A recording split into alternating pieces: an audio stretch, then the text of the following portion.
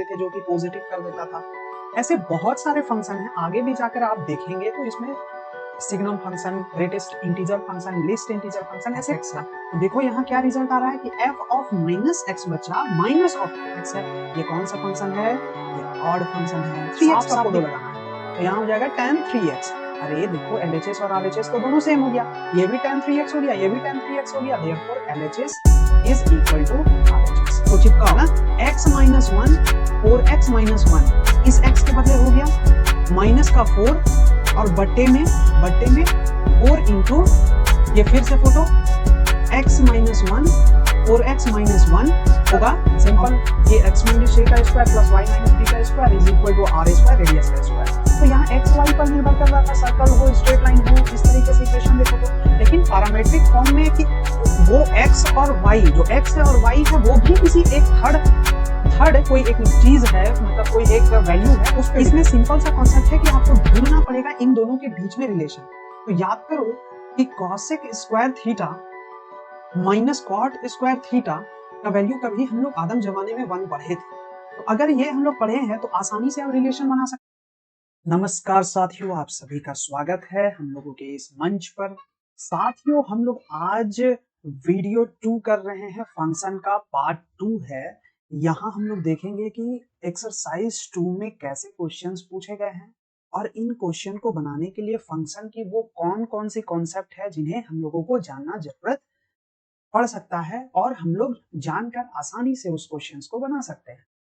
तो चलिए हम लोग बिना समय गवाए शुरुआत करते हैं अपने इस चैप्टर। साथियों अगर हम लोग बात करें एक्सरसाइज 2 में तो ये पूरी तरह से डिपेंड है टाइप्स ऑफ फंक्शन की। मतलब अगर आप बेसिक छोटा मोटा फंक्शन के टाइप्स को अगर आप समझ पा रहे होंगे तो आसानी से फंक्शंस को बना सकते हैं, और जो एक्सरसाइज 1 में जो कॉन्सेप्ट आपको बताया गया होगा उस कॉन्सेप्ट को यूज करके आप आसानी से इस चैप्टर को भी हैंडल कर सकते हैं। आज हम लोग देख रहे हैं, अगर टाइप्स की कहने का मतलब है कि फंक्शन को कितने भाग में बांटा गया है, तो देखो ऐसे माना जाए तो बहुत सारे क्लासिफिकेशन है, बहुत सारे टाइप्स है, क्योंकि मैंने प्रीवियस वीडियो में ये भी बताया था कि फंक्शन जितने भी कुछ हम लोग पढ़ रहे होते हैं वो कहीं ना कहीं सब फंक्शन का रूप ही होते हैं। जैसे कि मैंने बोला था ना कि जो आपने ट्रिग्नोमेट्री पढ़ा वो ट्रिग्नोमेट्री है क्या एग्जैक्टली तो बच्चा वो एक फंक्शन था, है ना। अगर मान लो इनवर्स ट्रिग्नोमेट्री पढ़ा, इनवर्स ट्रिग्नोमेट्री क्या था बच्चा? वो भी फंक्शन था। लॉगरिथम क्या है? वो भी फंक्शन है। एक्सपोनेंशियल क्या है? एक्सपोनेंशियल क्या है? वो भी एक फंक्शन है। अच्छा यहाँ पर अगर मान लो पॉलिनोमियल क्या था? एक फंक्शन था, मतलब जिसको अलजेब्रिक फंक्शन भी बोल सकते हैं। तो इस तरीके से अगर हम लोग देखें तो सब सारे के सारे तो किसमें फंक्शन के कैटेगरी में ही आ जाते हैं। तो इस तरीके से बहुत सारे फंक्शन हो सकते हैं। जैसे मॉडुलस क्या था? फंक्शन था। मॉडुलस जैसे मॉड लगा देते थे जो कि पॉजिटिव कर देता था। ऐसे बहुत सारे फंक्शन हैं, आगे भी जाकर आप देखेंगे तो इसमें signum function, greatest integer function, list integer function, ऐसे अनेकों आपको फंक्शंस हैं मिलेंगे। लेकिन यहाँ बात उठती है कि हम लोगों को यहाँ पर इस एक्सरसाइज में कौन कौन से फंक्शंस या फिर आपके एग्जाम पॉइंट ऑफ व्यू से कौन कौन से फंक्शंस इंपॉर्टेंट हो सकते हैं। तो इन सभी में अगर मैं इंपॉर्टेंट फंक्शन की बात करूं तो देखो एक चीज ध्यान रखो कि फंक्शन को मेनली 2 भाग में बांटा जा सकता था। वो है सबसे पहला ऑड फंक्शन और दूसरा है इवन फंक्शन। ये आपके एग्जाम पॉइंट ऑफ व्यू से इंपॉर्टेंट है, महत्वपूर्ण है अभी के लिए। क्या बोला मैंने कि फंक्शन को जनरली 2 भाग में बांट सकते थे, पहला है ऑड फंक्शन और दूसरा है इवन फंक्शन। ठीक है, कोई भी फंक्शन हो सकता है। अब सवाल ये उठता है कि ऑड फंक्शन क्या है, इवन फंक्शन क्या है। आपके एग्जाम में ये डायरेक्टली क्वेश्चन पूछा जा सकता है कि बताओ, कोई फंक्शन दे दिया जाएगा, बताओ ये ऑड है या इवन है, या फिर बोल देगा प्रूव करो कि ये ऑड है। तो सबसे पहले तो अब हम लोगों को ये जानना है कि कौन सा फंक्शन ऑड है और कौन सा इवन है। तो देखो सिंपल सा तरीका ये है कि अगर कोई भी फंक्शन f(x) अगर वो f माइनस एक्स के बराबर हो जाता है बच्चा, तो वो आपका इवन फंक्शन कहलाएगा। मैं यहां लिख देता हूं f(x) is equal to f of minus x, वो क्या कहलाएगा? इवन फंक्शन कहलाएगा। और अगर माइनस बाहर आ जाए तो वो ऑड फंक्शन कहलाएगा। एक बार मैं रिपीट कर देता हूं, ये याद रखो तो दूसरा तो ऑटोमेटिक याद हो जाएगा। इवन फंक्शन याद रखो कि f x is equal to जब एफ ऑफ माइनस एक्स हो जाता है तो इवन फंक्शन कहलाएगा, अदरवाइज वो आपका माइनस अगर आ जाएगा बाहर तो ऑड फंक्शन कहलाएगा। जस्ट फॉर एग्जांपल से समझो कि ऐसा कैसे हो सकता है। अच्छा देखो, अगर मान लो हम लोग यहाँ पर कोई एक फंक्शन कंसीडर करते हैं, लेट वो फंक्शन है cos x, राइट। अच्छा, अब हम लोग क्या करते हैं, f माइनस एक्स यहां से अगर फाइंड आउट करें तो जहां जहां x का फोटो था वहां वहां माइनस एक्स का फोटो चिपकाना होता है, तो cos का माइनस एक्स यहां हो जाएगा बच्चा। और आप लोगों को पता होगा कि cos minus x cos x ही होता है ना। तो यहां पर हम लोग लिख सकते थे cos x, और cos x ही क्या है बच्चा, cos x ही fx है। तो आप देख सकते हो कि किस तरीके से f ऑफ माइनस एक्स किसके बराबर आ रहा है, fx के बराबर आ रहा है। इसका मतलब ये फंक्शन इवन फंक्शन होगा। उसी तरीके से अगर मान लो एक एग्जांपल और मैं ले लिया कि fx is equal to sine x, fx is equal to sine x, तो बच्चा f ऑफ माइनस एक्स क्या हो जाएगा, जहां जहां x का फोटो है वहां वहां माइनस एक्स का फोटो हो जाएगा, तो यहां पर माइनस ऑफ साइन एक्स हो जाएगा। और यहाँ माइनस साइन एक्स का वैल्यू कितना है, एफ एक्स है। तो देखो यहाँ क्या रिजल्ट आ रहा है कि एफ ऑफ माइनस एक्स बच्चा माइनस ऑफ एफ एक्स है। ये कौन सा फंक्शन है, ये ऑड फंक्शन है, साफ साफ दिख रहा है। तो कहीं ना कहीं आपको ये समझ में आ गया होगा कि देखो इवन फंक्शन क्या है, ऑड फंक्शन क्या है। अब कुछ एक तो क्वेश्चन एग्जांपल कर लेते हैं जिससे और भी क्लियर हो जाएगा कि एक्चुअली फंक्शन ये कैसे होता है, ऑड इवन फंक्शन। एक्सरसाइज का क्वेश्चन एक दो उठा लेते हैं।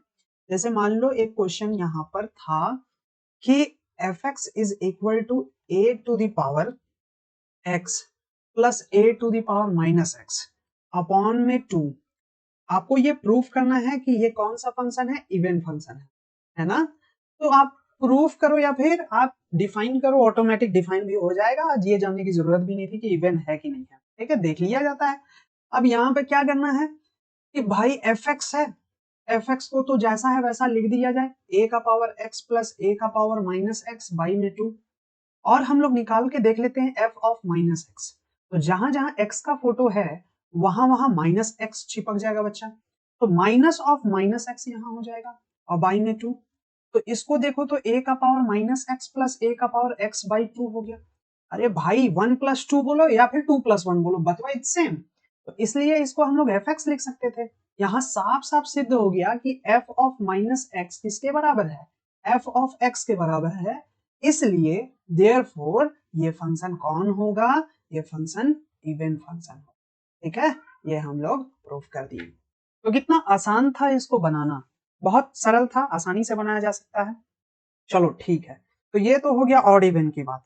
अब हम लोग इसमें अलग अलग टाइप के क्लासिफिकेशन की बात करते हैं कि किस तरीके के क्वेश्चंस आ सकते हैं। अब इसके लिए आप जो पिछला एक्सरसाइज आपने बनाया और अब जो आप बना रहे हैं, दोनों को कंबाइन करके कॉन्सेप्ट आप मिलाएंगे तो ऑटोमेटिक सवाल बनेगा। जैसे मैं एक क्वेश्चन ले लेता हूं। क्वेश्चन क्या कह रहा है कि f x equal to 10x, और आपको शो करना है f3x is equal to 3 of f x minus f cube x upon 1 minus 3 f square x. ये आपको प्रूफ करना है। देखो मैं ये एक सवाल सिर्फ इसलिए उठाया क्योंकि बहुत लंबा लग रहा था, लेंदी लग रहा था, बच्चे घबरा जाते हैं, इसलिए मैं इस सवाल को ले लिया कि देखो क्वेश्चन में कोई जान नहीं है, आसानी से समझना है हम लोग को, आराम से ये क्वेश्चन बन जाएगा। कैसे वो देखो, यहां पर क्या लिखा हुआ है, एक एक करके लो। सबसे पहले तो यहां पर आप देखो आरएचएस को, और आरएचएस के जितने भी टर्म्स है उन सभी को फाइंड आउट कर लो। तो देखो एफ एक्स का वैल्यू तो 10x है, इसमें तो कोई दिक्कत नहीं है। अब यहाँ एफ क्यूब एक्स, तो एफ क्यूब एक्स अगर निकालना है इसका मतलब क्या होता है, इसका मतलब होता है 10 क्यूब एक्स। इसका मतलब यही होता है ना, मैं बताया था उस दिन कि एफ एक्स, ये बोलो अगर इसका क्यूब है इसका मतलब कि एफ एक्स का होल क्यूब का बात हो रहा है। ठीक है, बात समझना। अच्छा, अब यहाँ पर एफ स्क्वायर एक्स है, एफ स्क्वायर एक्स है, इसका मतलब 10 स्क्वायर एक्स की बात हो रही होगी। अब यहाँ वैल्यू को पुट करो, तो वैल्यू को अगर हम लोग पुट करेंगे तो 3 10x minus 10 cube x 1 minus 3 tan square x होगा, है ना। अच्छा, अब यहां से तुमको कुछ हल्का हल्का फार्मूला याद आ रहा होगा कि ये किसी चीज का फार्मूला था। याद करो 3 tan x minus tan cube x, यहाँ पर x है sorry, tan cube x upon 1 minus 3 tan square x किसका फार्मूला था, तो याद होगा ये था tan 3x का, है ना, tan 3x का। अच्छा, तो ये तो फार्मूला है डायरेक्टली। अब अगर हम लोग LHS की बात करें तो सीधा सा बात है कि यहाँ पर fx का वैल्यू जब tan x है तो बच्चा f ऑफ 3x का मतलब जहां जहां x का वैल्यू होगा वहां वहां 3x का फोटो लगाना है, तो यहाँ हो जाएगा tan 3x। अरे देखो LHS और RHS तो दोनों सेम हो गया, ये भी tan 3x हो गया, ये भी tan 3x हो गया, therefore LHS is equal to RHS, है ना, प्रूफ हो गया और यही हमारा आंसर। तो इस तरीके से हम लोग क्वेश्चंस को बना सकते हैं। चलो इसी टाइप से और हम लोग कुछ कुछ सवाल को लगाते हैं और देखते हैं कि कैसे इन सभी को आसानी से समझा जा सकता था। ठीक है, आओ नेक्स्ट क्वेश्चन में देखते हैं। नेक्स्ट क्वेश्चन क्या बोल रहा है, देखो एक क्वेश्चन मैं उठाता हूं कि fx is equal to x minus 4x minus 1 और शो करना है f o f x equal to x. ऐसे क्वेश्चंस को कैसे बनाएंगे। अब देखो बच्चा, यहां पर जो नया चीज आपको दिख रहा है ना, इसे घबराना नहीं है, ये एकदम घबराने वाले चीज नहीं है। सिंपल ऐसा आपको मिलेगा देखने को, ऐसा GOFF FOFF इस तरीके से आपको मिलेगा। तो इसका मतलब ये क्या हुआ मैं बता रहा हूं, जैसे FOX है ना तो फंक्शन ऑफ फंक्शन, मतलब F और O, ये जो ऑफ है ना मतलब उसके अंदर एक और फंक्शन है। बात समझ में आ रहा है, फॉफ का मतलब हुआ, इसको फॉफ गॉफ इस तरीके से बोलते हैं। तो ये हुआ कि फंक्शन एफ एक फंक्शन है और ऑफ मतलब उसके अंदर भी एक फंक्शन है। अगर मान लो गॉफ बोलता ना तो यहाँ पर एक gx भी एक फंक्शन, g एक फंक्शन होता, f एक फंक्शन होता, तो g ऑफ fx इसका मतलब होता। ठीक है, अब यहाँ g तो डिफाइन नहीं किया गया है इस क्वेश्चन में, तो सिर्फ f है इसलिए लिखा है फॉफ। फॉफ का मतलब f ऑफ fx, समझ रहे हो ना। अगर मान लो g ऑफ x लिखा होता इसका मतलब g ऑफ मतलब उसके अंदर एक फंक्शन है, बस इतना सा मीनिंग है, इसको ध्यान में रखना। तो इस क्वेश्चन के लिए एक्चुअली ये बोलने का मतलब होगा कि ये बोला गया है। अब इसको हम लोगों को फाइंड आउट करना है, कैसे करेंगे, तो f ऑफ fx तो x माइनस 4 और 4x माइनस 1 है बच्चा, है ना। अब देखो इसके अंदर है ये, अब फिर से एक बार पुट करना है, मतलब अब x को रिप्लेस करना होगा किसमें, x माइनस 1 4x माइनस 1 में, थोड़ा सा लंबा जाएगा ना। अब देखो कैसे करेंगे, जहां जहां x का फोटो इस फंक्शन में दिख रहा है बच्चा वहां पूरा कंप्लीट ये वाला फोटो चिपक जाएगा, है ना। तो चिपकाओ x माइनस 1 4x माइनस 1, इस x के बदले हो गया माइनस का 4 और बट्टे में 4 इंटू ये फिर से photo x minus 1 4x minus 1 होगा और माइनस का 1, ठीक है, ये कंप्लीट होगा। अब बच्चा इसको सॉल्व करना, और जब सॉल्व करोगे तो x आ जाएगा, तुम करके देखना चाहिए, ठीक है, यही है कॉन्सेप्ट। क्लियर हो गया होगा, तो इस तरीके का सवाल भी बन जाएगा। तो कंफ्यूज नहीं होना है, फॉफ गॉफ फॉग इस तरीके के बात से कंफ्यूज नहीं होना है, बस वो एक रिप्रेजेंटेशन है, राइट। चलो आगे बढ़ते हैं और क्वेश्चन करते हैं। देखो नेक्स्ट क्वेश्चन है, लिखा है कि if fx is equal to f of 2x plus 1, और जहां fx का वैल्यू दिया हुआ है x square minus 3x plus 4, बोल रहा है कि x का वैल्यू क्या होगा, मतलब x का वैल्यू फाइंड आउट करना है। देखो आसान है, आपको fx जो दिया हुआ है वो है x square minus 3x plus 4 और f 2x प्लस 1, तो यहाँ पे x को रिप्लेस करना है 2x प्लस 1 में बच्चा, तो क्या हो जाएगा 2x प्लस 1 का होल स्क्वायर, इसके बदले हो गया माइनस 3 फिर से 2x प्लस 1, इस x के बदले फोटो चिपक गया प्लस 4। अब यहाँ से बच्चा इसको सॉल्व करो, है ना, और सॉल्व करो और यहाँ से x का वैल्यू निकाल लो, अपना काम हो जाएगा। देख रहे हो, आसान है, कैलकुलेशन करना है और बहुत ही इजी कैलकुलेशन है, आराम से x का वैल्यू तुम निकाल सकते हो यहाँ पे।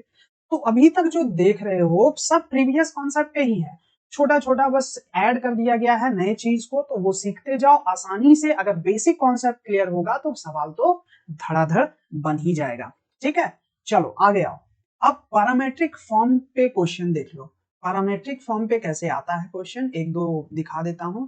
पैरामेट्रिक फॉर्म देखो, हमेशा हम लोग एक कोऑर्डिनेट ज्योमेट्री में दो तरीके से पढ़ते हैं, एक होता है कार्टेशियन फॉर्म, एक होता है पैरामेट्रिक फॉर्म। ठीक है, जैसे मान लो कार्टेशियन फॉर्म में एक्स वाई पे डिपेंड करता है। जैसे मान लो सर्कल का इक्वेशन क्या हुआ करता था, सिंपल, कि x माइनस ए का square plus y minus b का square is equal to r square radius का स्क्वायर। तो यहाँ एक्स वाई पर निर्भर कर रहा था, सर्कल हो स्ट्रेट लाइन हो, इस तरीके से इक्वेशन देखो तो। लेकिन पैरामेट्रिक फॉर्म में कि वो x और y, जो x है और y है वो भी किसी एक थर्ड कोई एक चीज है, मतलब कोई एक वैल्यू है, उस पर डिपेंड कर रहा है। मान लो अगर t है इंडिपेंडेंट वैल्यू, तो x भी t पे डिपेंड कर रहा है, y भी t पे डिपेंड कर रहा है। समझ रहे हो क्या बोला, कि देखो दो फॉर्म होता है किसी भी, जैसे ज्योमेट्री का इक्वेशन जब हम लोग डिफाइन करते हैं तो दो फॉर्म में हम लोग लिखने का प्रयास करते हैं। एक होता है एक तुम्हारा कार्टेशियन फॉर्म, जो कि हम लोग हमेशा से कार्टेशियन फॉर्म ही पढ़े हैं। ठीक है, हम लोग पैरामेट्रिक फॉर्म कुछ बच्चे पढ़े होंगे किसी पुस्तक में, अदरवाइज नहीं पढ़े होंगे। पैरामेट्रिक फॉर्म होता है कि देखो x और y दोनों से इक्वेशन बना हुआ रहता है ऐसे नॉर्मल कोऑर्डिनेट फॉर्म में, कार्टेशियन फॉर्म में। लेकिन पैरामेट्रिक फॉर्म में x भी डिपेंड करेगा t पे और y भी डिपेंड करेगा t पर। t हम जानबूझ के बोल रहे हैं, कोई भी वेरिएबल हो सकता है, x भी डिपेंड कर रहा है t पर और y भी डिपेंड कर रहा है t पर। और फिर उन दोनों को हम लोग अलग अलग फॉर्म में लिखते हैं, x का अलग लिखते हैं, y का अलग लिखते हैं, इसलिए इसको पैरामेट्रिक फॉर्म बोलते हैं। जैसे कि एग्जांपल में यहाँ पर मैं लिखता हूं, जैसे मान लो एक इक्वेशन मैंने लिख दिया, वो इक्वेशन है कि x इज इक्वल टू, मैं x इज इक्वल टू यहां पर a cosec थीटा और y is equal to b cot theta. समझना बात को, तो x is equal to a cosec theta, y is equal to b cot theta. देखो यहां पर ये थीटा पर डिपेंड हो गया, जैसे t में बोल रहा था, अब यहाँ थीटा आ गया, तो ये एक पैरामेट्रिक फॉर्म है। अब देखो ये कार्टेशियन फॉर्म में कैसे बदलेगा, मतलब हम लोगों को इसको कन्वर्ट करना है, एलिमिनेट करना है पैरामीटर को। पैरामीटर कौन है, थीटा है। तो ऐसा क्या तिड़कम लगाएं जिससे कि यहाँ थीटा का वैल्यू हट जाए, पैरामीटर तो थीटा है, तो इस थीटा को क्या दिमाग लगाएं जो थीटा हट जाए। इसमें सिंपल सा कॉन्सेप्ट है कि आपको ढूंढना पड़ेगा इन दोनों के बीच में रिलेशन। तो याद करो कि cosec square theta minus cot square theta का वैल्यू कभी हम लोग आदम जमाने में 1 पढ़े थे।